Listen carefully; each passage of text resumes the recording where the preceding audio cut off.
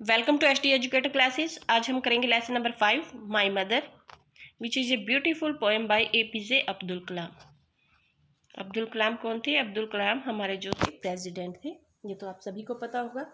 तो उन्हीं की लिखी हुई एक पोएम है जो उन्होंने अपनी मदर के ऊपर लिखी हुई है। My mother is the name of the poem. तो let's we start. Sea waves, golden sand, pilgrims faith, Rameswaram mosque street all merge into one my mother.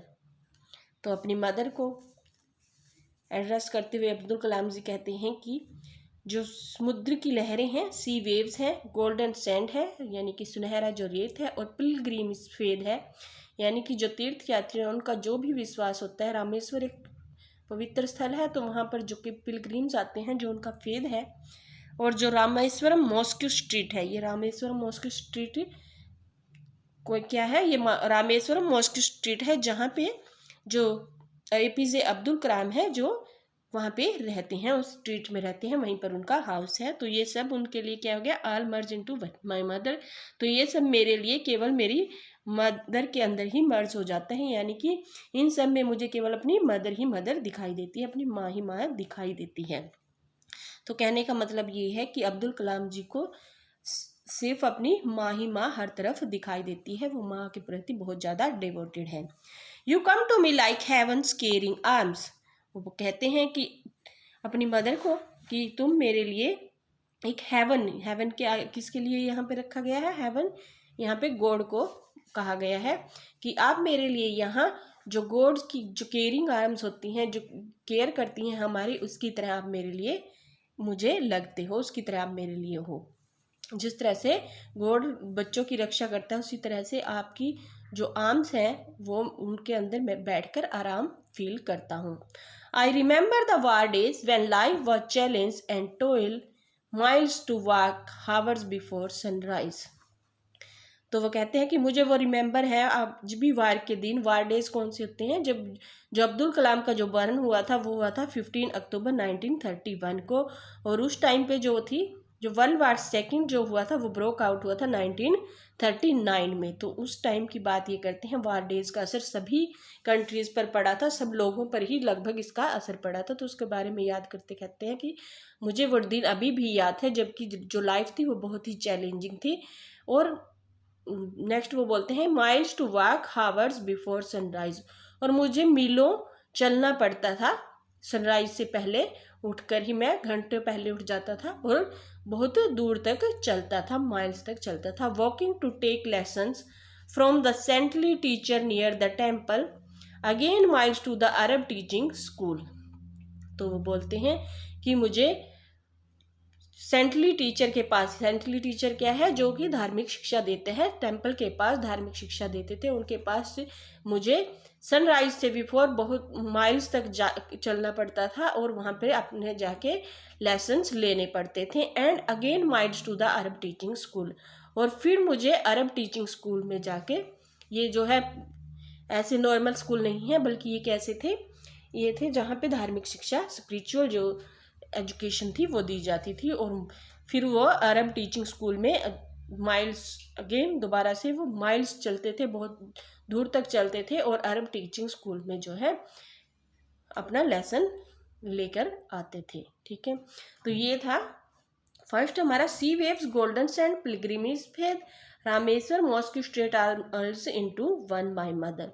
तो इसमें क्या कहते हैं कि इस पूरे पैराग्राफ में कहते हैं कि जो मेरी मदर है वो मुझे हर तरफ, मुझे अपनी मदर ही मदर दिखाई देती है, चाहे वो सी वेव्स हो, गोल्डन सैंड हो, पिलग्रिम्स फेथ हो या रामेश्वर मॉस्क्यू स्ट्रीट हो, मुझे केवल अपनी मदर ही मदर दिखाई देती है।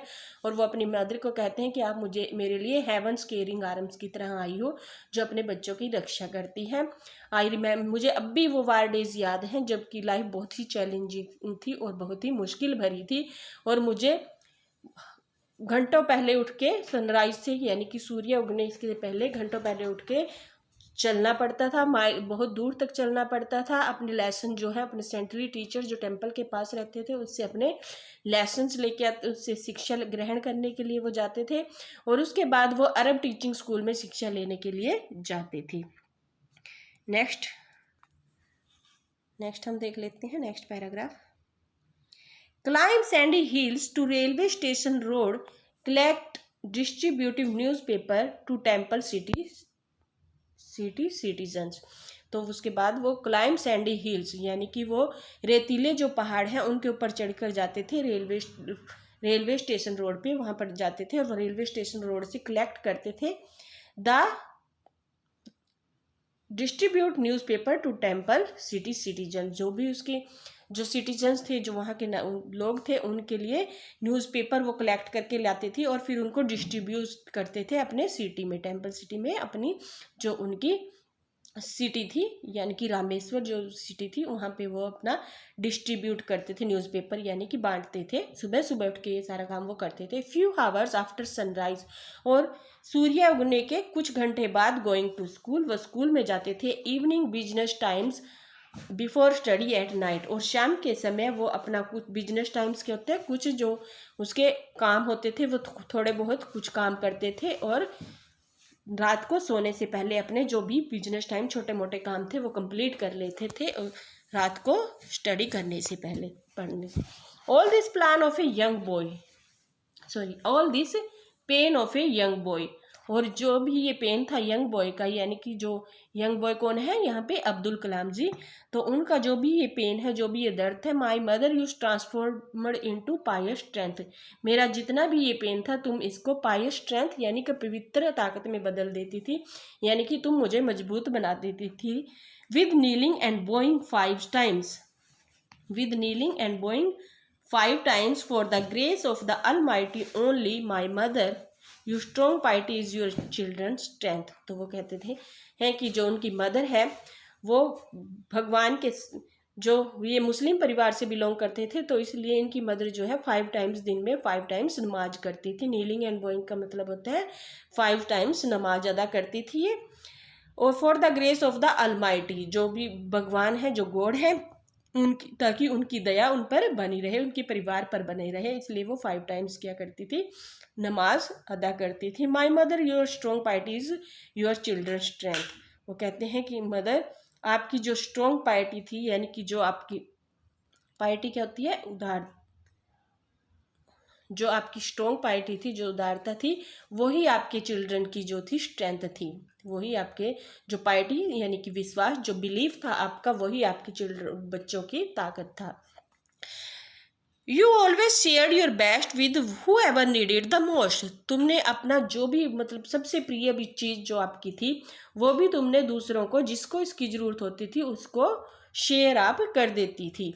You always gave and gave with faith in him, आपने हमेशा लोगों को गिव एंड गिव यानी कि दिया ही दिया है, भगवान पर विश्वास करते हुए आपने हमेशा लोगों को दिया ही है, यानी कि आप देते ही रहे हो लाइफ में, आप इतने उदार थे। I still remember the day when I was 10, मुझे अभी भी वो दिन याद है जब मैं 10 ईयर्स का था।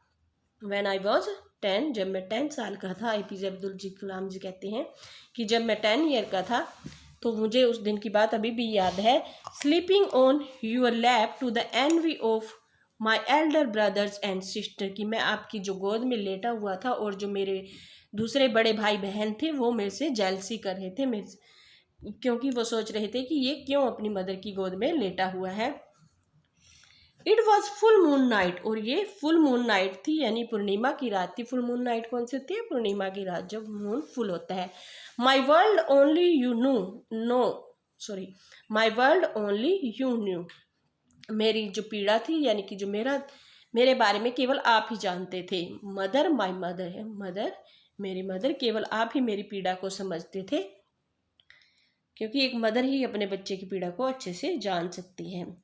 When at midnight I woke with tears falling on my knee, जब मध्य रात्रि को मैं उठता था, यानी कि जब मैं दर्द से चिल्लाने लगता था या उठता था, अपनी आंखों में जो दर्द से मेरे आंसू आ जाते थे और वे मेरे घुटनों पे टपक जाते थे, घुटनों पे गिरते थे। You know the pain of your child, आप अपने बेटे के दर्द को पहचानती थी। My mother your caring hands tenderly removing the pain, और जो आपकी केयरिंग हैंड्स थी उनकी से क्या होता था कि जो मेरा पेन था वो एकदम से रिमूव हो जाता था।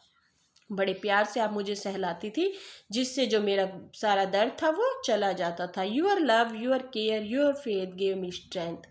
आपके प्यार ने, आपकी केयर ने और आपके जो विश्वास था गॉड के प्रति, उसी ने मेरे अंदर इतनी स्ट्रेंथ दी है, यानी कि मैं इतना ताकतवर उसी की वजह से हूँ। To face the world without fear and with his strength, जिससे कि मैं ये संसार जो है, जो वर्ल्ड है, उसको इतने स्ट्रोंगली फेस कर पाता हूँ बिना डर के। एंड विद हिज स्ट्रेंथ, और उसी की जो ताकत है, हिज यहाँ पे गॉड के लिए यूज़ किया गया है, और उसी की जो ताकत है, we will meet again on the great judgement day my mother, कि उसी की स्ट्रेंथ से हम दोबारा से फिर मिलेंगे great judgement day. Great judgement day क्या होता है? जिस दिन, यानी कि ये कहा जाता है कि जब दुनिया का अंत होता है तो उस दिन जो पवित्र आत्माएं होती हैं वो दोबारा से फिर आपस में मिलती हैं। तो उस दिन हम फिर से मिलेंगे ग्रेट जजमेंट डे के। माय मदर, वो अपनी मदर को संबोधित करता है, यानी कि वो इस पोएम में, उसने पूरी पोएम में, ये थी हमारी पोएम, इस पूरी पोएम में उन्होंने अपनी मदर को एड्रेस किया है कि कैसे उसकी मदर की जो स्ट्रेंथ थी, जो उनका विश्वास था, बिलीफ था गॉड के प्रति, उसकी वजह से वो इतना स्ट्रॉन्ग बन पाए हैं। वो आज भी अपनी मदर को मिस करती हैं, जो कि अब उनके पास नहीं है, परंतु उन्हें विश्वास है कि ग्रेट जजमेंट डे के दिन वो फिर से अपनी मदर को मिलेंगी। अगर आपको ये पोएम पसंद आए तो please like, share and subscribe the channel. Thank you very much.